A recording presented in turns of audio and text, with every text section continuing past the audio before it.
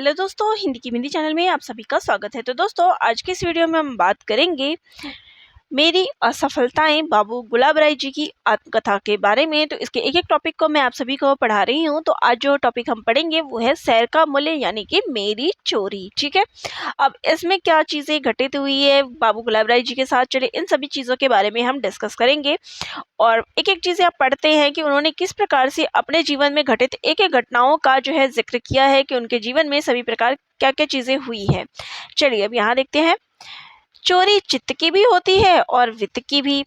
यद्यपि साहित्यिक लोग चित्त की चोरी को अधिक महत्ता देते हैं, तथापि मैं आपको वित्त की ही बात सुनाऊंगा। लेकिन घबराइए नहीं, ऐसी बात नहीं कहूँगा जिसमें आपको दिल थामने की जरूरत पड़े। अपनी करुणा का उद्वेग फिर किसी दिन के लिए सुरक्षित रखिए। मेरा नुकसान तो थोड़ा नहीं था। मुर्गी के लिए तकवे का ही घाव बहुत होता है, किंतु उस पर सम्मोहन कला विशारद परम भिषगाचार्य महाकाल देव समय के जादू भरे हाथ का सर्व संकट हरण स्पर्श हो चुका है। यह बात इतनी पुरानी हो गई है कि सन संवत भी भूल चुका हूँ। शायद 1629 से 1627 से 28 की बात का ज़माना था। तब तक मैं अनाथ नहीं हुआ था। मेरे माता पिता जिंदा थे। वैसे भी मैं नौकर की नात से नथा हुआ था।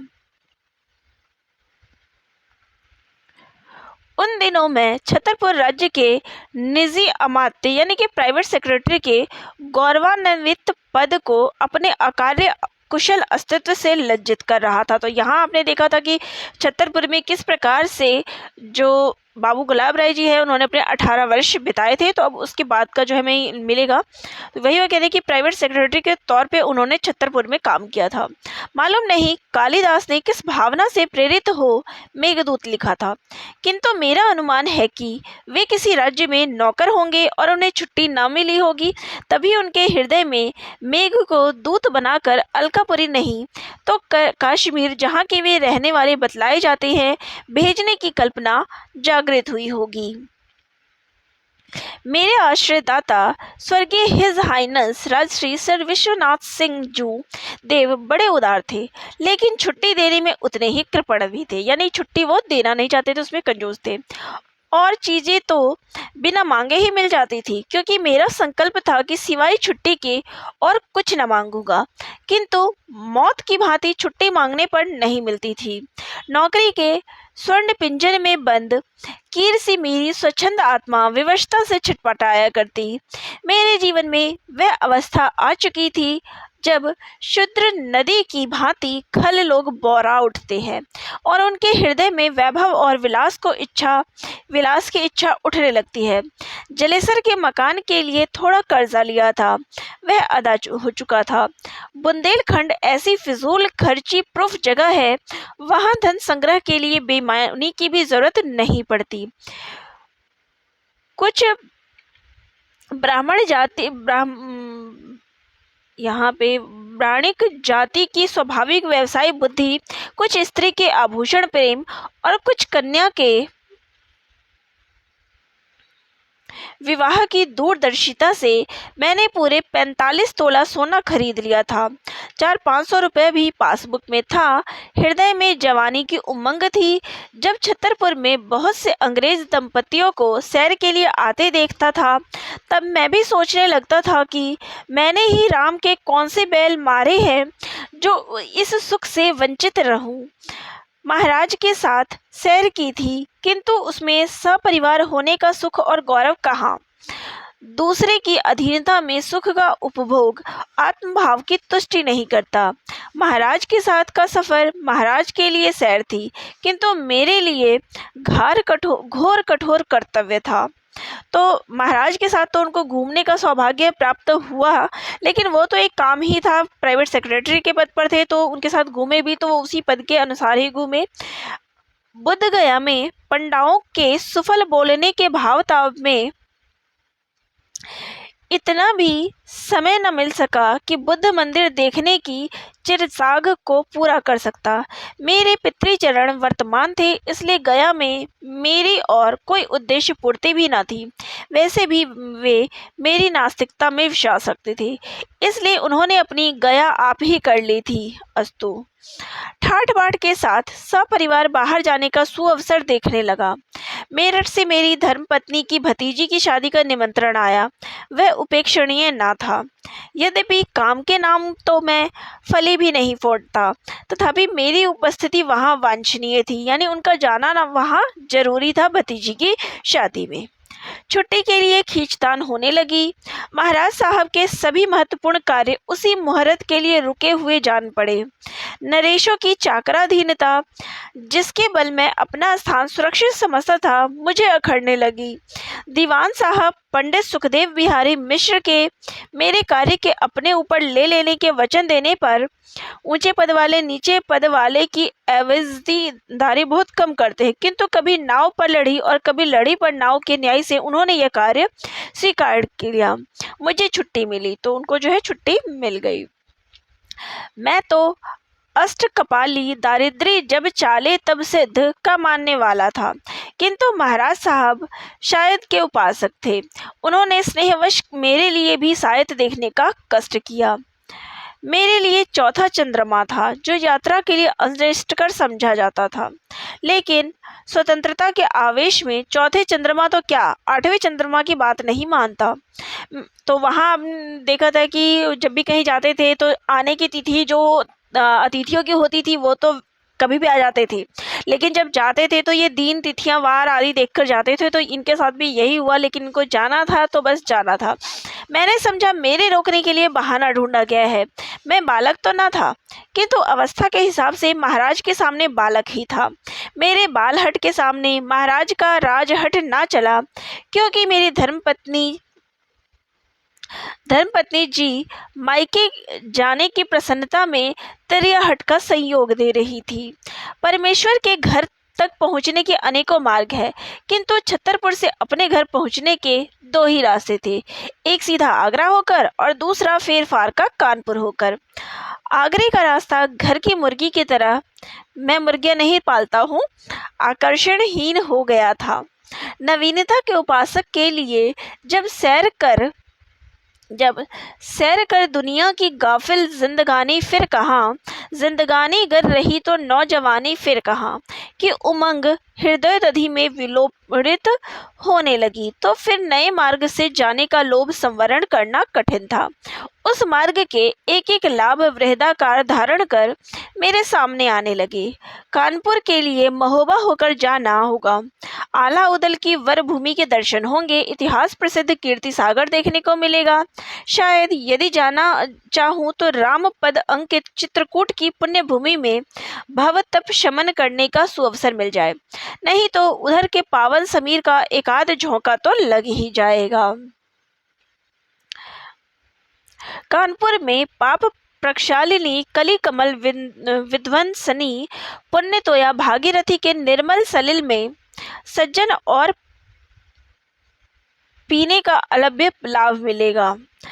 इन सबसे भी बढ़कर एक बात और थी, वह यह कि कानपुर में एक सज्जन रहते थे जिन पर मेरे 4000 रुपये की डिग्री थी और इसके इजरा कराने की कानूनी मियाद 3/4 मेरे सौजन्य और दया भाव के वश और 1/4 आलस्य के कारण जाती रही, किंतु मेरी समझ में इतनी नैतिक मियाद तब भी बाकी थी। उनका पता ठिकाना तो इससे अधिक नहीं मालूम था कि वे घी की दुकान करते हैं, किंतु चलते फिरते उनके दर्शन होने की दूरस्थ संभावना अवश्य थी। इस विचार में कुछ अधिक तत्व ही नहीं था, किंतु अपने को धोखा देने तथा अपनी फिजूल खर्ची पर उपयोगिता का आवरण डालने के लिए यह ख्याल अच्छा था। उस मार्ग से जाने में धर्म, अर्थ, काम, मोक्ष रूपी चारों पदार्थ मेरे कर्तल होने की संभावना थी। फिर क्या था, सब यानन में श्रेष्ठ अति द्रुत विलंबित कार का आवाहन हुआ। महोबा की सड़क कुछ खराब थी। वैसे तो उधर जाने के लिए ड्राइवर लोग प्रायः आनाकानी किया करते थे, किंतु मेरे साथ उनका अवसर मातहती का ही नहीं वरन श्रद्धा भक्ति का भी संबंध होने के कारण चक्रपाणी ड्राइवर ने भी मना नहीं किया। मालूम नहीं स्वयं विष्णु भगवान ही मुझे काल के गर्त में लिए जा रहे थे। जाने के लिए मेरा आश्वास भी इतना सुडौल बंधा था कि मुझे उस पर गर्व होने लगा। मैं भी अपनी निगाहों में बड़ा जचने लगा। वक्रतुंड महाकाय का स्मरण कर मोटर पर सवार हुआ और मारुत तुल्य वेग से स्टेशन पहुंचा। स्टेशन पर सामान उतारा और उसके साथ हम लोग भी उतरे। मेरे चाकर राज भी मेरे साथ थे। उन्होंने भोजन आदि की सुविधा कर दी। रात को सवार होकर सुबह 9 बजे कानपुर पहुंचे। यद्यपि कानपुर में कई जान पहचान के लोग थे, तथापि उन पर परिवार का भार डालना मेरे नीति विरुद्ध समझा। सराय और होटल मुसलमानी और अंग्रेज आधिपत्य के चिन्ह होने के कारण प्राचीनता के धार्मिक संस्कार में पले हुए मनुष्य के लिए वर्जित है। ये शाह कापी गर्ति नास्ती, ऐसे अशरण लोगों को काशी की भांति शरण देने वाली धर्मशाला का आश्रय लिया गया। धर्मशाला के चुनाव में ब्रह्म वाक्य और डॉक्टर वाक्य की तरह तांगे वाले का वाक्य प्रमाण माना गया। आनंदराव की धर्मशाला में मनचाहा स्थान मिल गया। उन कमरों में घर का सा वातावरण था। दीवारों पर किसी रमणी के मांगल्य सूचक चित्रण का अनुमान होता था कि यहाँ पर किसी का विवाह भी हुआ था। भोजन करके कल्पना शक्ति कुछ बढ़ जाती है। हाल ही में हम लोगों ने एक कहानी पढ़ी थी जिसमें एक सज्जन की रेल में चोरी हो गई थी। चोरी के अनुसंधान में उन्हें 1 महीना स्टेशन पर ही ठहरना पड़ा और उनकी लड़की का विवाह वहां के स्टेशन मास्टर के लड़के से हो गया था। कहानी का चोरी का भाग तो छोड़ दिया और सोचने लगा, हमारी लड़की के लिए योग्य वर मिल जाए तो उसका इसी धर्मशाला में विवाह कर सकते हैं। एक विवाह के लिए हमारे पास ट्रक में पर्याप्त सा धन था। हम भूल गए कि दीवार के भी कान हुआ करते थे। धन का अस्तित्व बहुत सी बातों को भुला देता है। फिर यह तो जरा सी बात थी। हम लोग श्रृंगारियों और व्यसनियों की भांति शाम की प्रतीक्षा करने लगे। 5 बजते ही एक तांगा मंगाया गया। उसके लिए हम लोगों की संख्या कुछ अधिक थी और फिर दूसरा तांगा मंगाया गया। उनके लिए हम लोगों की संख्या कम थी। सोचा सुख दुख के साथी चाकर को भी सैर के लाभ से क्यों वंचित रखा जाए। आखिर तांगे में जगह छोड़ने की कौन सी बुद्धिमानी है। उस समय कोई मुझसे यह कहने वाला ना था, अल्पस्य है तो बहु हाथों में छिन्न विचार मूढ़ प्रतिमासी तुम में। नौकरी की सी उबाने वाली कार्य प्रणाली से छुट्टी पाने की प्रसन्नता, स्वतंत्रता के आवेश और सैर के शौक में उन साधारण सी बातों को भूल गया था जिनका मैं सदा ध्यान रखता था। अपने पसीने की कमाई का घनीभूत सार मेरे लिए कोहिनूर से भी नैन बीमार और मूल्यवान 45 तोले के स्वर्ण खंड को मैं जी जान से प्यारा तो नहीं किंतु किसी गोपनीय रहस्य की भांति सुरक्षित रखता था। छतरपुर में उसके कारण घर सूना नहीं छोड़ता था। जिस बॉक्स में यह द्रव्य रखा जाता था उसका स्पर्श मेरे सर्वतोभद्र और सर्वतोगति विश्वस्त चाकर, उसका नाम भरोसा था, के लिए वर्जित था। हाँ, तो उस 12 वर्षीय चाकरी वारिधि की अमूल्य वणि की रक्षा के लिए नौकर भी ना छोड़ा। मेरी धर्मपत्नी के मन में शंका की क्षीण रेखा आई थी। वह भी बातों के परिवार में जल की चल लहर और खल की प्रीति की भांति स्थिर न रह सकी।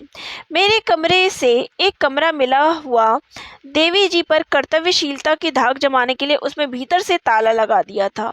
बाहर भी मजबूत ताले से कमरा सुरक्षित कर दिया था। खजाने से प्रहरी की भांति उसे 2 बार खींच कर देख लिया था। इससे अधिक और सावधानी क्या, यानी घर से निकलने से पहले उन्होंने अच्छी तरीके से लॉक तो कर दिया था। मेरे कमरे के दोनों ओर कुछ सज्जन जो दुग्धफेन, चंद्र ज्योत्सना और गांधी जी के चरित्र तथा यश से भी उज्जवल, चंद्रमा के किरण जाल से भी हल्के और झीने तथा गंगा जी के प्रातः समीर प्रेरित लघु लघु लहरियों से उर्मिल सफ़ेद वाइल के कुर्ते पहने थे, ठहरे हुए थे। उनके गले में दमकती स्वर्ण श्रृंखलाएं महेश की व्याल माला की भांति शोभा दे रही थी। उनका अस्तित्व रक्षा की गारंटी था। मैं आशावादी और मानव जाति की श्रेष्ठता में विश्वास करने वाला था। फिर मेरे मन में शंका क्यों स्थान पाती। हम लोग सैर को चले। क्या देखे और क्या ना देखे के संबंध में भी तांगे वालों की बात को प्राप्त वाक्य मानकर उनकी इच्छा के वशवती हो ग्रंथारूढ़ की भांति घूमने लगा। जिसे उन्होंने कह दिया, अवसी देखिए देखन जोगू, वही हमारे लिए परम दर्शनीय बन गया। उनकी रुचि लोक रुचि की प्रतीक थी। जब कभी मैं घंटे के हिसाब से तांगा किराए पर करता हूँ, तभी मुझे टाइम इज मनी, समय ही धन है की सत्यता में विश्वास होता है। किंतु उस समय जब रुपए की परवाह न थी तो उसके परे समय की कब चिंता होती। मैं तो अनंत काल तक घूमता ही रहता। तांगे वाले का तो एक एक क्षण दुधार गाय बन रहा था। किंतु मेरी छोटी बालिका ने रुदन की ठानी। वह समय का मूल्य जानती थी। उसके सोने का समय हो गया था। हम लोग धर्मशाला लौटे। आसबाब पर एक उड़ती हुई निगाह डालकर थके मांदे कमरों के आगे सो रहे। बड़ी स्वस्थ निंद्रा आई। प्रातःकाल गंगा स्नान के लिए प्रस्थान करने वाले थे। ख्याल आया कि कुछ रुपया और ले लें। लौटते समय बाजार से कुछ सौदा पत्ता भी कर लेंगे। देवी जी एक साड़ी खरीदना चाहती थी। बक्स देखा, ताला खुला था। सोचा गलती से खुला रह गया होगा। रुपये की थैली की तरफ डाला, वह गायब। सुनहले जेवर के डिब्बों की तरफ हाथ बढ़ाया तो वह भी नदारद। सोने के ढेले की भी गंध न मिली। यदि कपूर का ढेला होता तो कुछ दिन उस कपड़ों में भी उसकी गंध रहती। देवी जी का चेहरा फक पड़ गया। लो, अब क्या करोगे, चोरी हो गई। आश्चर्य मुद्रा धारण कर मैंने भी चोरी की शब्द की प्रतिध्वनि कर दी। प्रकृतिस्थ होने पर देवी जी को धीरज बंधाते हुए कहा, अभी पुलिस को लाता हूँ, ऐसी बात नहीं कि पता न लगे। मैं उन्हें वहीं छोड़कर पूछता पाछता थाने की ओर लपका। जहाँ जिधर देखूं वही सन्नाटा। दारोगा जी कहाँ हैं? एक बम केस की तफ्तीश में गए हैं। छोटे दारोगा जी हैं, कोर्ट साहब के यहाँ गए हैं। कोई मुंशी ख्वांदा कांस्टेबल रिपोर्ट लिखने वाला ना मिला। मैं झुंझला कर कोतवाली की तरफ आने ही वाला था कि छोटे दारोगा जी आ गए। उनसे मैंने अपना दुखड़ा रोया। उन्होंने सहृदयता पूर्वक सुनने के बजाय मेरे ऊपर अविश्वास प्रकट किया। इतना सोना कहाँ से आया? रियासत का नौकरी नाम लिया तो भेद भरी दृष्टि से कहने लगे, तभी आपको कुछ परवाह नहीं है, छोड़कर चल दिया सैर करने।